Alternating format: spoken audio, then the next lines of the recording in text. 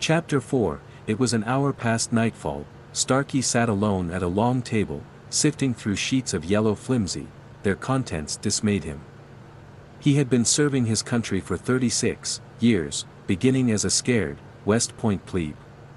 He had won medals. He had spoken with presidents, had offered them advice, and on occasion his advice had been taken.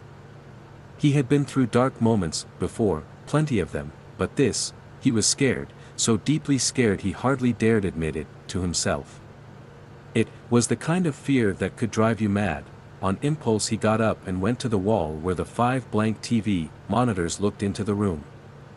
As he got up, his knee bumped the table, causing one of the sheets of flimsy to fall off the edge. It seesawed lazily, down through the mechanically purified air and landed on the tile, half in the table's shadow and half out. Someone standing over it and looking down, would have seen this, OT confirmed, seems reasonably, strain-coded 848 AB, Campion, W, Sally, antigen shift and mutation, high risk/excess mortality, and communicability estimated, repeat 99.4%. Atlanta Plague Center, understands. Top secret blue folder, ends, P-T-222,312A. Starkey pushed a button under the middle screen and the picture flashed, on with the unnerving suddenness of solid-state components. It showed the Western California desert, looking east. It was desolate, and the desolation was rendered eerie by the reddish-purple tinge of infrared photography. It's out there, straight ahead, Starkey thought. Project Blue. The fright tried to wash over him again. He reached into his pocket and brought out a blue pill. What his daughter would call a downer. Names didn't matter, results did. He dry swallowed it, his hard, unseamed face wrinkling for a moment as it went down. Project Blue. He looked at the other blank monitors, and then punched up pictures on all of them. 4 and 5 showed labs. 4 was physics, 5 was viral biology. The VB lab was full of animal cages, mostly for guinea pigs, rhesus monkeys, and a few dogs. None of them appeared to be sleeping. In the physics lab a small centrifuge was still turning around and around. Starkey had complained about that. He had complained bitterly. There was something spooky about that centrifuge whirling gaily around and around and around while Dr. Eswick lay dead on the floor nearby, sprawled out like a scarecrow that had tipped over in a high wind. They had explained to him that the centrifuge was on the same circuit as the lights, and if they turned off the centrifuge, the lights would go too. And the cameras down there were not equipped for infrared. Starkey understood. Some more brass might come down from Washington and want to look at the dead Nobel Prize winner who was lying 400 feet under the desert, less than a mile away. If we turn off the centrifuge, we turn off the professor, elementary. What his daughter would have called a catch-22. He took another downer and looked into monitor 2. This was the one he liked least of all. He didn't like the man with his face in the soup.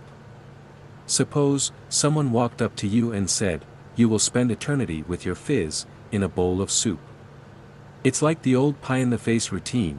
It stops being funny when it starts being you. Monitor 2 showed the Project Blue cafeteria. The accident had occurred almost perfectly between shifts, and the cafeteria had been only lightly populated. He supposed it hadn't mattered much to them whether they had died in the cafeteria or in their bedrooms or their labs. Still, the man with his face in the soup, a man and a woman in blue coveralls were crumpled at the foot of the candy machine. A man in a white coverall lay beside the Seabug jukebox. At the tables themselves were 9 men and 14 women, some of them slumped beside Hostess Twinkies, some with spilled cups of Coke and Sprite still clutched in their stiff hands. And at the second table, near the end, there was a man who had been identified as Frank D. Bruce.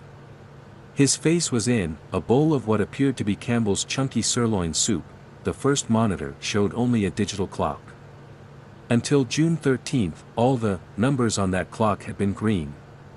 Now they had turned bright red. They had stopped. The figures read 06:13:90:02:37:16, June 13, 1990. 37 minutes past 2 in the morning. And 16 seconds, from behind him came a brief burring noise. Starkey turned off the monitors one by one and then turned around. He saw the sheet of flimsy on the floor and put it back on the table. Come. It was Creighton. He looked grave and his skin was a slaty color. More bad news, Starkey thought serenely. Someone else has taken a long high dive into a cold bowl of chunky sirloin soup. Hi, Len, he said quietly. Len Creighton nodded. Billy. This. Christ, I don't know how to tell you. I think one word at a time might go best, soldier.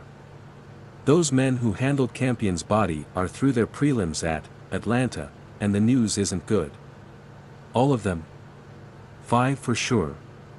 There's one, his name is Stuart Redman, who's negative so far.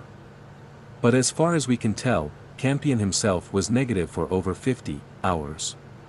If only Campion hadn't run, Starkey said. That was sloppy security, Len. Very sloppy. Creighton nodded. Go on. Arnett has been quarantined. We've isolated at least 16 cases of constantly shifting A-prime flu there so far. And those are just the overt ones. The news media? So far, no problem. They believe it's anthrax. What else? One very serious problem. We have a Texas highway patrolman named Joseph Robert Brentwood. His cousin owns the gas station where Campion ended up. He dropped by yesterday morning to tell Hapscomb the health people were coming. We picked him up 3 hours ago and he's en route to Atlanta now. In the meantime, he's been patrolling half of East Texas. God knows how many people he's been in contact with. Oh, shit, Starkey said, and was appalled by the watery weakness in his voice, and the skin crawl that had started near the base of his testicles was now working up into his belly. 99.4% communicability, he thought. It played insanely over and over in his mind. And that meant 99.4% excess mortality, because the human body couldn't produce the antibodies necessary to stop a constantly shifting antigen virus. Every time the body did produce the right antibody, the virus simply shifted to a slightly new form. For the same reason a vaccine was going to be almost impossible to create. 99.4%, Christ, he said. That's it? Well, go on. Finish. Softly, then, Creighton said, Hammer's dead, Billy. Suicide. He shot himself in the eye with his service pistol. The Project Blue specs were on his desk. I guess he thought leaving them there was all the suicide note anybody would need. Starkey closed his eyes. Vic Hammer had been his son-in-law. How was he supposed to tell Cynthia about this?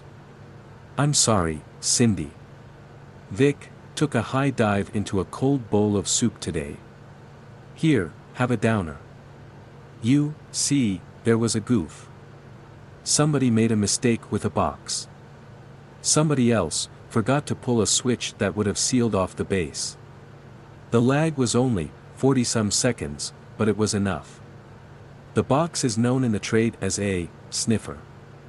It's made in Portland, Oregon, Defense Department contract, 164480966.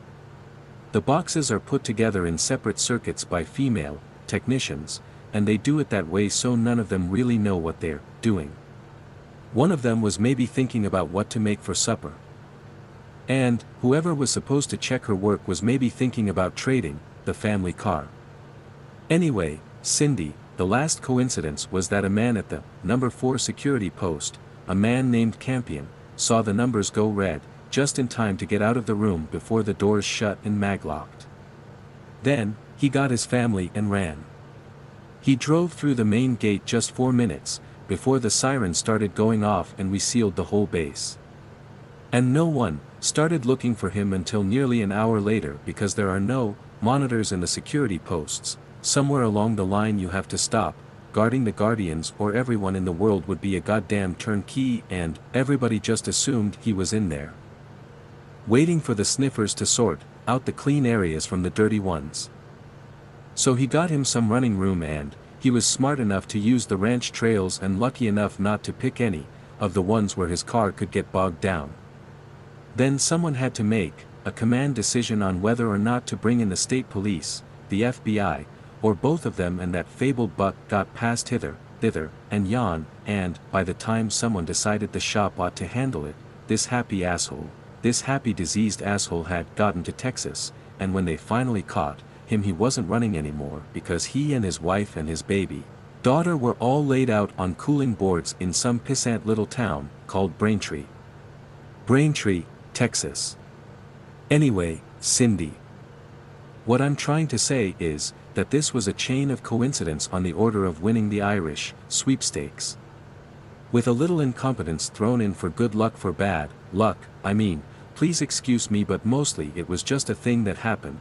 None of it was your man's fault. But he was the head of the project, and he saw the situation start to escalate, and then, "Thanks, Len," he said, "Billy, would you like, I'll be up in 10 minutes. I want you to schedule a general staff meeting, 15 minutes from now. If they're in bed, kick 'em out." "Yes, sir." And Len, "Yes, I'm glad you were the one who told me." "Yes, sir." Creighton left. Starkey glanced at his watch, then walked over to the monitors set into the wall.